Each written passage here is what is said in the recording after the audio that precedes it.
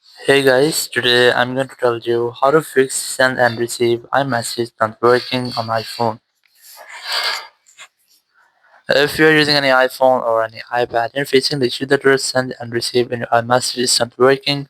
So let's see some possible fixes for this. So the very first thing, just go to your settings here, go to apps, and here just look for messages app, and you just have to try to enable this toggle to enable or activate your iMessage.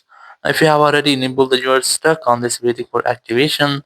So there's a fix for this. You just have to go back and just try to update your software. Go to general layer, go to software update. You have to make sure that you have a stable and strongest network connection, and also make sure that you're not connected to any kind of VPN to update your softwares as well. Once you have updated your software, just go back and try to make a full restart with your iPhone. Now to do this, just quickly press and release your volume up, then volume down, then press and hold the power button, and wait for your phone until the screen goes fully black. And here, once you get the black screen, you just have to wait for Apple logo, and once you get Apple logo, just release the button and wait for your phone until it restarts. After restarting, just unlock your phone, and here you have to retry to go to your settings here.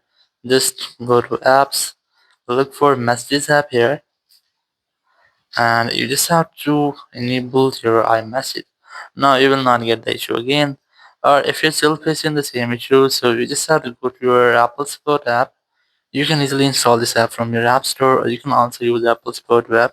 Select iPhone from here, select more option, look for messages here. Now here just wait for the loading, and then tap on get more help. Then tap on callers. After that, you'll find a phone number. Whenever you want to talk, you have to simply dial this phone number and you will be connected with Apple support team member. You can discuss about your issue and get official help from there. So after that, your issue will be fixed. Thank you very much for watching the video. Until next video, bye bye.